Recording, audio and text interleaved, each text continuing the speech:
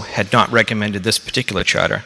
Perhaps that fact would have resulted in a more vigorous discussion and perhaps a different outcome. Thank you. Are there any questions? Seeing none, thank you very much. I'd like to recognize Peter Van Ness, the Gloucester Community Arts Charter School from the Board of Trustees. Thank you, Chairman Waltz, Chairman O'Leary, members of the committee, Senator Tarr, Representative Ferrante, and all of you that are here tonight. Especially our guests, welcome to Gloucester, Commissioner Chester, Chairman Banta, and the rest of the DESC staff that are here.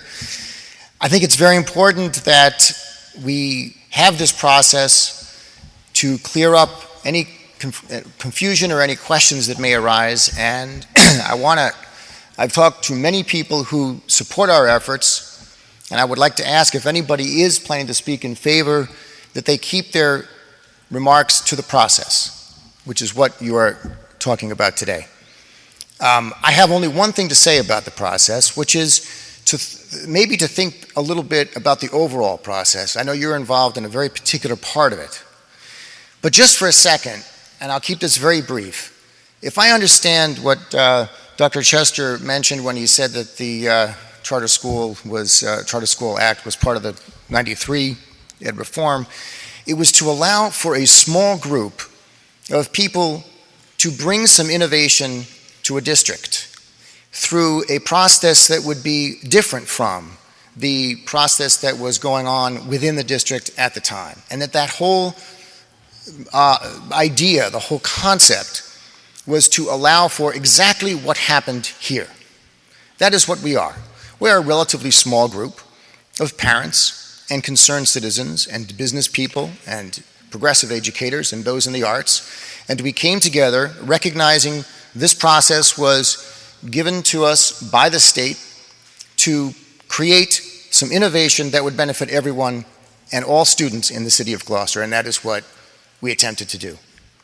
And I think that, and I hope that, I very much hope that through your diligence and coming here on the only sunny day we're going to have this week, by the way, from what I hear, that this will help bring the city together so that we can work together, because I can say absolutely for certain that as chair of this Board of Trustees, that every one of us is deeply committed to that goal, to raising achievement for every student in the city of Gloucester, and we hope to work with the school committee and the superintendent and the rest of the people here who are deeply committed to education to achieve that goal. Thank you. Thank you very much. Are there any questions? Seeing none, thank you very much for your testimony. We will now turn to the sign-in sheets that were in the back. So for those of you who have signed in, we're going to work our way through the list, and we will alternate between those who are supportive of the school and those who, for lack of a better term, are opposed to the school, and we will alternate between the lists. And for those of you who have not signed up and want to speak, there are still sign-up sheets in the back. And I'd like to begin to call forward J. Michael Faherty. If you would please come forward.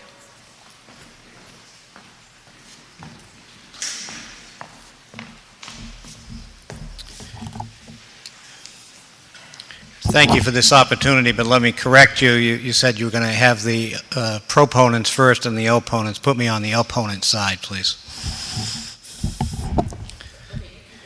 You can just go ahead and speak. Okay, thank you. I had prepared remarks, but I'm going to go off message because I don't want to be redundant. My name is Michael Faherty. I'm a resident of Gloucester. I'm a lawyer, and I am a former member and chairman of the school committee from 1999 through 2004. But I'm here this afternoon speaking as a taxpayer. The award of a charter school charter represents a multi-million-dollar commitment from the Commonwealth of Massachusetts and the taxpayers, of which all of us are that group, and also then represents a continuing obligation after the so-called phase-in period, a debt obligation of the taxpayers of the city of Gloucester. And it is, in a thinly veiled disguise, essentially yet another unfunded mandate after the phase-in period. And I, as a taxpayer, and others like me, only can rely upon the provisions that are contained in the law that allows this charter school to be made as my protection that there will be a review process that will ensure that the applicants and the application process is not flawed. And in this instance, to Mr. Farmer's question that he asked you of his 10 questions, is there a requirement of a public hearing? Absolutely. The statute says shall. And it doesn't say that one member can attend. It says the board shall.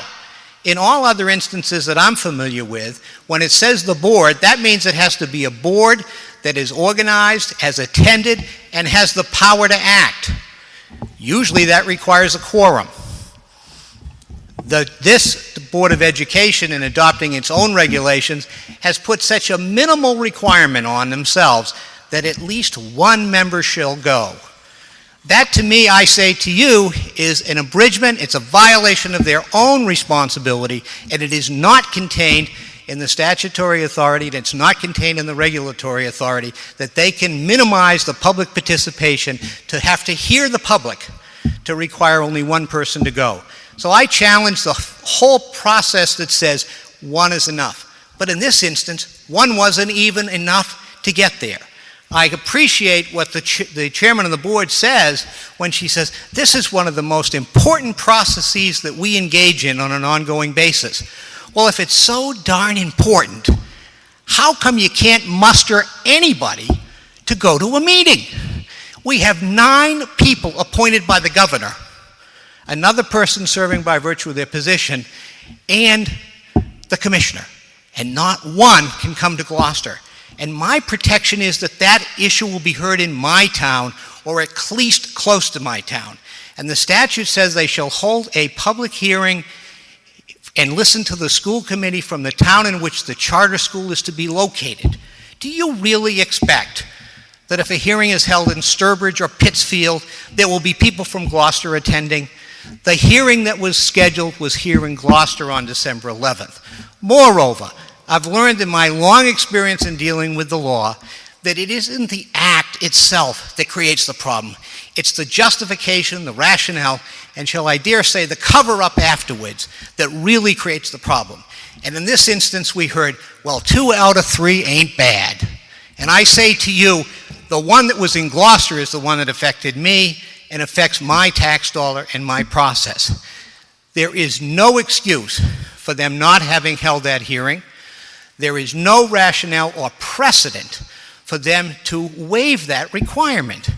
If none of you attended this hearing tonight, none of you, all leave, could you really look in the mirror tomorrow and say, well, we had a hearing? What? You have to attend. You have to be there. And there's a flavor and fervor of the remarks that are made that you've got to carry out of that meeting with you. Now, I just want to say, lastly, it's offensive to hear people make up excuses after the fact. They should have corrected it when they realized it. They did realize it.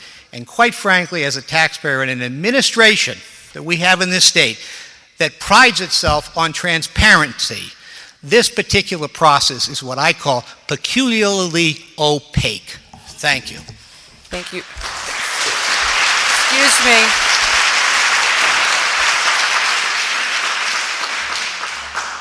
Thank you very much. I would ask you again to hold your applause. And the hearing room we normally use at the State House is substantially smaller than this, and so the timer cannot be heard. So the Education Committee staff is going to move over closer to the microphone so that the speakers are able to hear the timer a little more easily. I apologize to Mr. Faherty because he certainly could not hear the timer. We have a much smaller hearing room at the State House. The next speaker I'd like to recognize is Dave Buchanan.